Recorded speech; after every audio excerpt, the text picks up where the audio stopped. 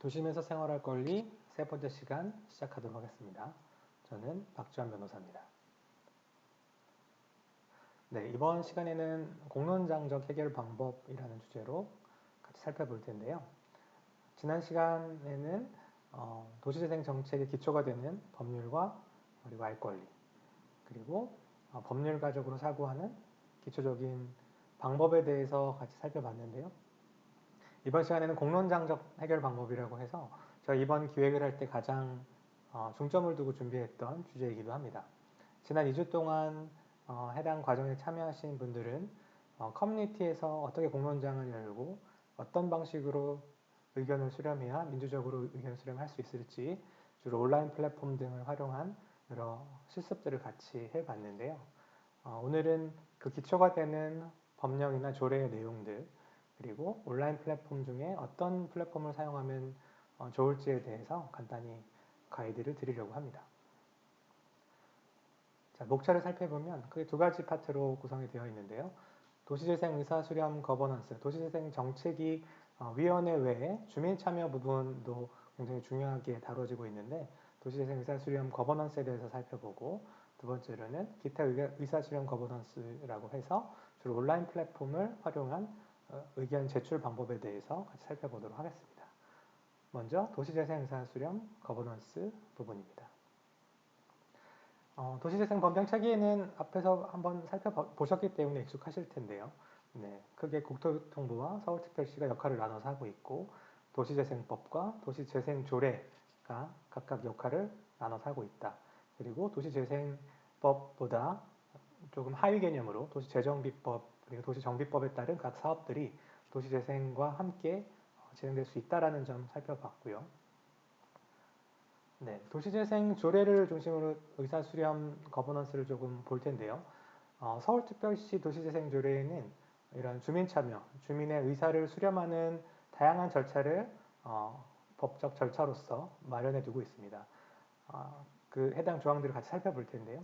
제5조에 보시면 2항에 주민은 누구나 도시재생 사업에 참여할 권리를 가지며 주민 참여에 있어 스스로 책임과 역할을 인식하고 적극적으로 참여하여야 한다.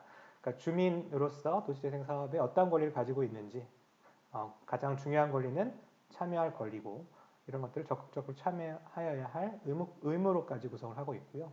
1항과 3항에서는 각각 서울시와 사업시행자 역시 주민의 의견을 충분히 반영할 수 있도록 여러 정책을 수행하여야 한다라고 정해두고 있습니다. 제14조에서는 조금 더 구체적으로 이를 다루고 있는데요. 1항에 보시면 시장은 도시재생 전략계획을 수립하는 과정에 도시재생의 주체인 주민의 참여를 최대한 보장하여야 한다라고 선언을 하고 있고요. 2항에서 보시면 저희가 첫 번째 시간에서 같이 봤던 알 권리를 좀 떠올려 보시면 좋을 것 같은데요.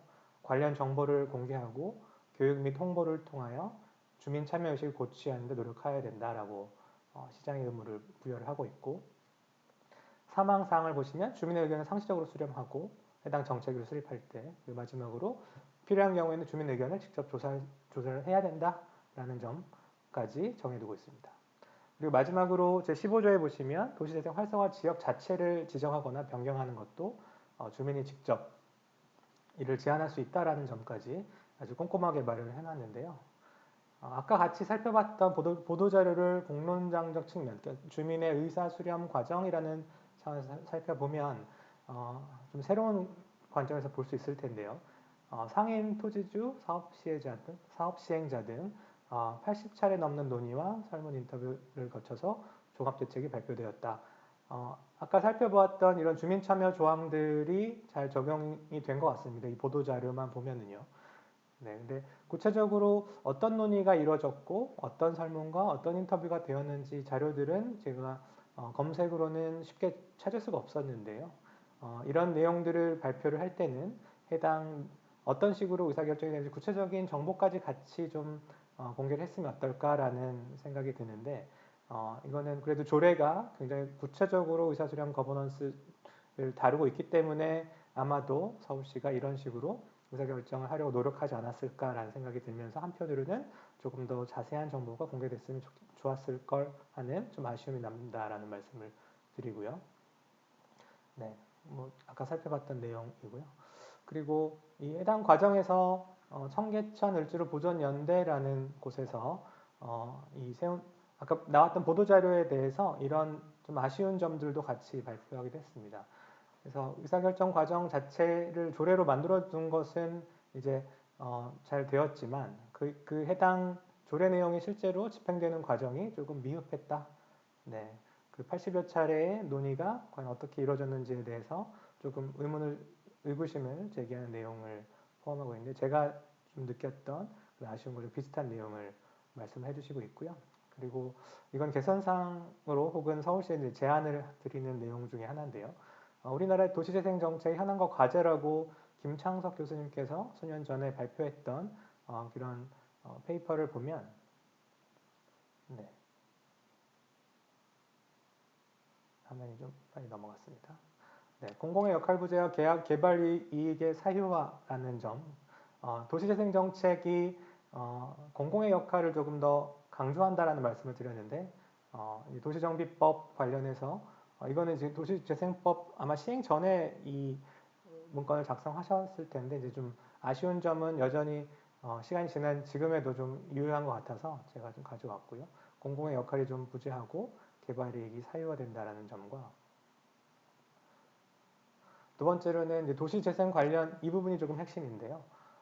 갈등 조정 기구가 부재하다.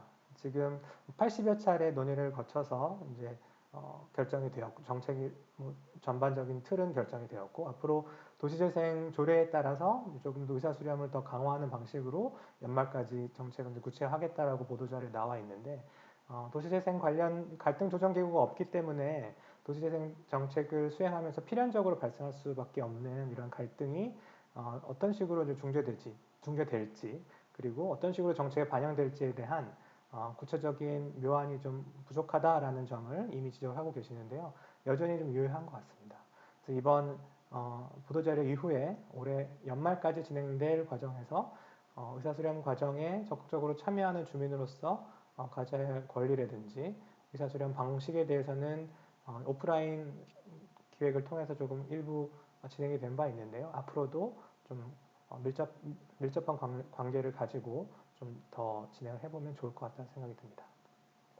그럼 두 번째로 준비한 부분인데요. 기타 의사수렴 거버넌스라고 해서 온라인 플랫폼을 통해서 지역 커뮤니티 의사를 민주적으로 수렴된 의사를 어떤 식으로 전달할 수 있을지에 대한 그 전략에 대해서 같이 좀 살펴볼 텐데요.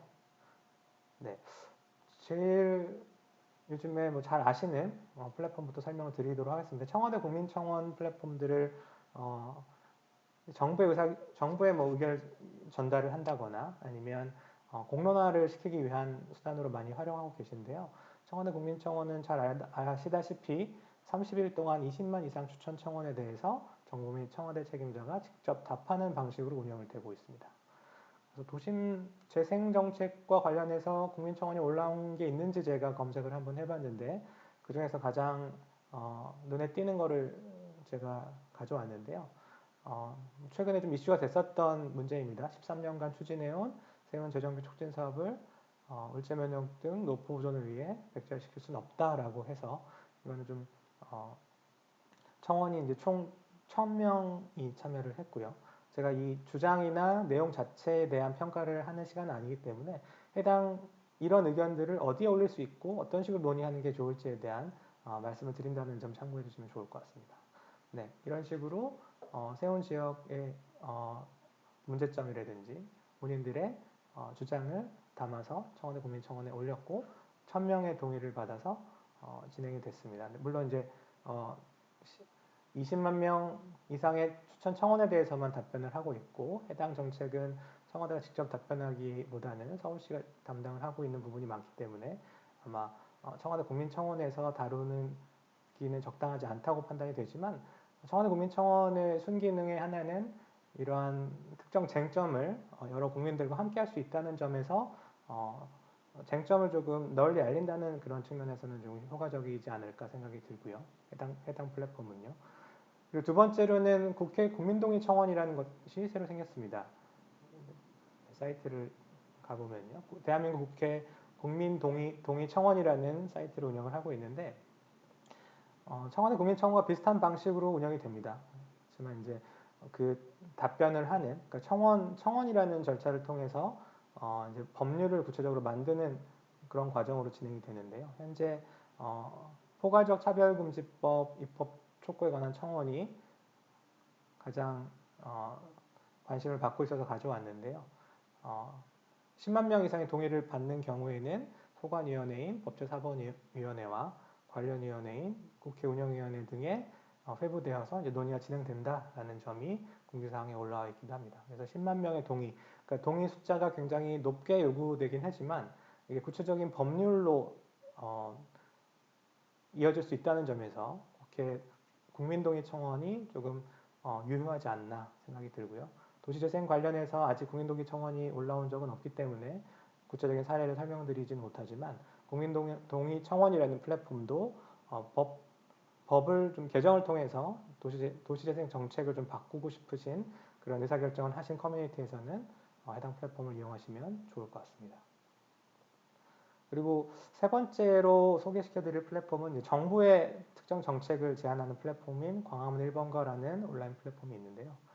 보시면 이제 혁신 제안 톡이라는 메뉴가 운영이 되고 있고 현재까지 총 2,000건 가량의 지금 국민 제안이 올라와 있고 1,900건이 현재 토론 중이고 숙성이 172건, 최종 정책 반영이 총 60건에 이릅니다.